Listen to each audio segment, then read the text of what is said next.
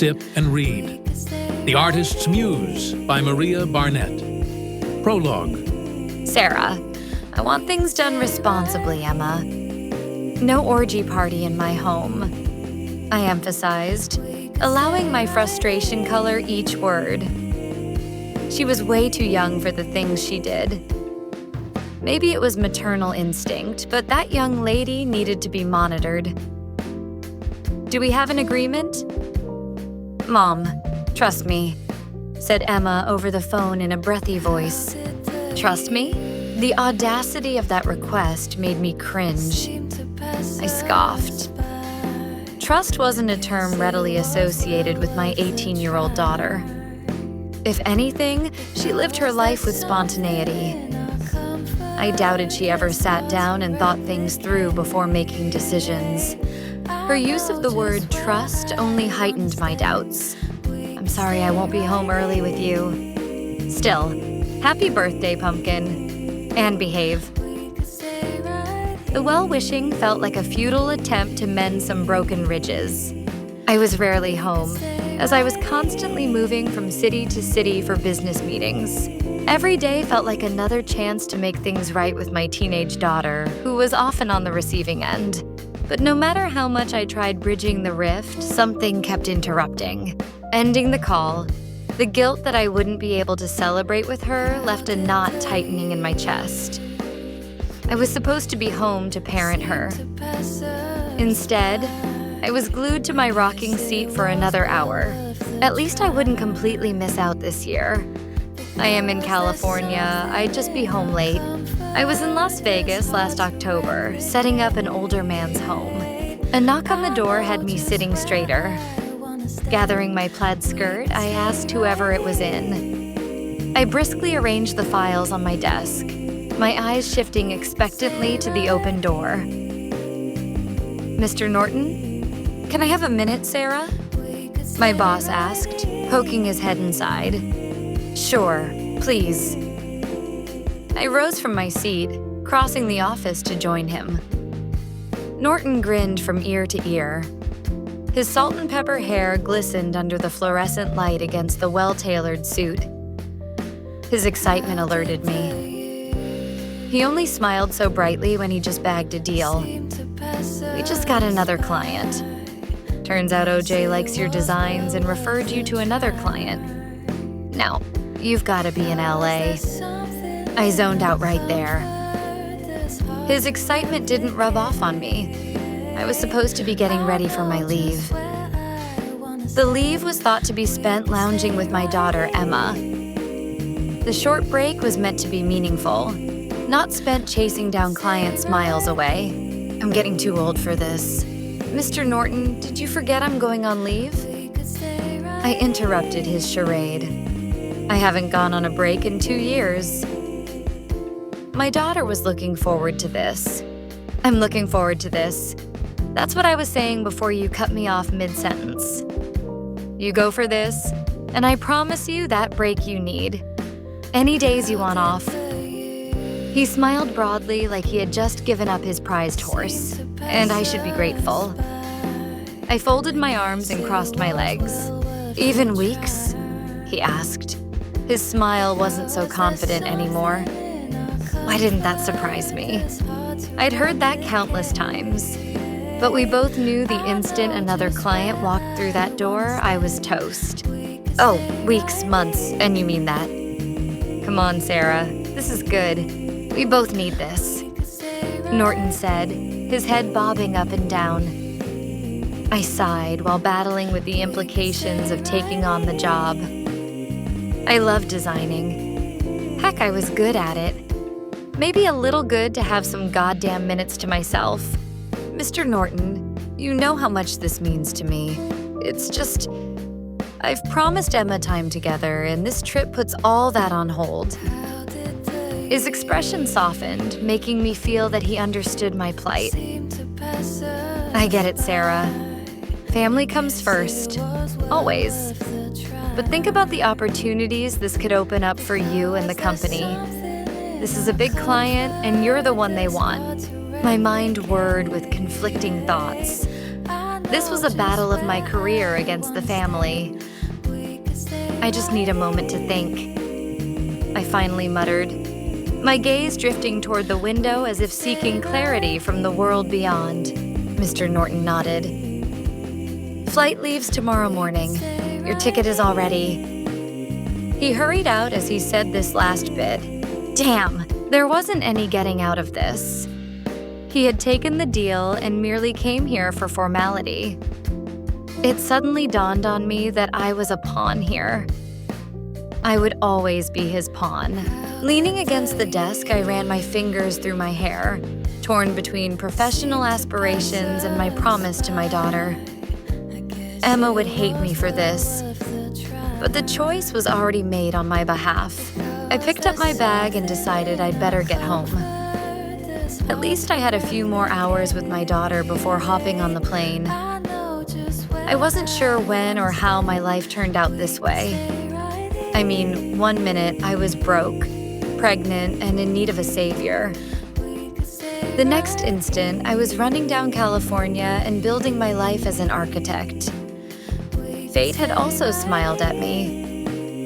Now, I could boast of being a single mom who had successfully raised my only child to be. I stopped myself right there. Let's not overdo this, Sarah. I may have excelled professionally, but as a mother, I fell short. Emma dipped her hands in many shitty things because there was no parental guidance most of the time. In building a good life for us, I paid a considerable price. As the traffic light turned green, the car behind me impatiently honked. I stepped on the accelerator, one hand on the wheel, the other resting on the window. The child I raised was far from perfect. And if anyone would judge, I'd blame myself for how she turned out spoiled. The girl practically raised herself. I might have had a successful career. As a mother, I sucked. As I pulled my Jeep into the garage, the anticipation of a warm welcome crumbled. If I ever dreamed of one. Loud music blasted, and cheers and screams filled the apartment. I rushed towards the entrance, fearing my neighbor might call the police. Nancy had no chill. She was one of the many who never failed to remind me of my failure as a mother. The door opened, and I was met with a scene of unbridled revelry. My home had been transformed into a party orgy. Naked teens dancing and puffing smoke were everywhere. At this point, my frustration was at its peak. Of course, my daughter paid no regard to my plea. Emma. My voice cut through the blasting music and over the sea of bodies. Mom. My daughter pushed off a guy's lap and hurried over. Her movements were staggering as she supported herself with people around her. I thought you said you'd be small. She giggled, her eyes half opened. Small. Are you stoned right now, Emma Montgomery? She looked around pointedly with an unapologetic smile. Yep, I'm glad you came. Have fun. I turned off the switch because I was angry with myself for trusting her to behave. The music stopped amid a groan of protest. Party's over, kids. Police are on their way here. The room fell into an abrupt hush as realization spread among the partying teens. Wide-eyed stares and nervous whispers replaced the previous revelry. I approached Emma. I can't believe you'd jeopardize everything like this. What were you thinking? She shrugged, still wearing that carefree smile. Just trying to have a good time, Mom. It's not a big deal. It's my birthday. As sirens approached in the distance, panic set in. The once lively atmosphere transformed into a scramble to disperse. Doors slammed shut, and people darted in all directions. Emma grunted, leaning against a wall. You didn't have to ruin the whole party, Mom. But I didn't call the police. My neighbor must have. That older woman. I sighed. It was a frenzy around us. The kids grabbed their clothes and began dashing out. Sometimes you must face the consequences of your actions, Emma. Have fun at your party, I said, walking out of the living room for the comfort of my bedroom. For once, I applauded Nancy. She had just saved me from a whole bunch of headaches. What was I thinking coming home to spend time with my daughter when all she did was squander my hard-earned money? If she wasn't partying, it was shoplifting or causing one trouble or the other. It was like she existed to torment me. I think it's time she becomes more responsible. I grunted, slamming my door behind me. The thundering sound did nothing to squash my anger. Perhaps spending some time in custody would reset her brain. I stripped naked and headed for my bathroom. Opening the door, I jumped back in fright. Cold blue eyes stared back at me. My eyes glazed over as I inspected the shirtless man in my bathroom. Firm, muscled chest rippled in a sinful allure. I found myself drowning in the hard-framed build of this masculine body. "Hey, gorgeous," he said, wrapping his arms around me. Strong cologne and faint liquor brushed past my nostrils. My body froze against his as I realized that I'd walked in stark naked. My nipples hardened unashamedly. I felt his hardness brush my stomach. Was that his? Damn. He's huge. My hand reached for his hardness, stroking his tremendous length. His gaze never left mine as he grunted in pleasure. He had the body made to please a woman extremely. My body shuddered as he cupped my breasts. When he bent to suckle on a nipple, I cried out in pleasure. Wait, if he's here for the party, he's a teenager, an 18-year-old kid. I pushed back then as sanity slowly watered my arousal. But his strong arms held me firmly against his muscular body. What the hell are you doing? Let me go. I pounded his chest as he hoisted me up. Your body is saying something else, pretty. He leaned over. I could stop this any minute. I should push back. Instead, I reached up, drawing him closer as our lips collided fiercely in a searing heat. He groaned. I moaned. This wasn't good. Very bad. But it felt so good. It had been a long time since I'd been with a man, and no one made me feel wanted like this gorgeous hunk right here. He licked and nibbled at my lips as if licking his favorite chocolate. I couldn't get enough of him either. When he carried me to the bedroom, I wrapped my arms around his neck. Then he dropped me on the bed. His eyes took in my silhouette with an appreciative whistle. With haste, he climbed into bed, securing himself between my thighs.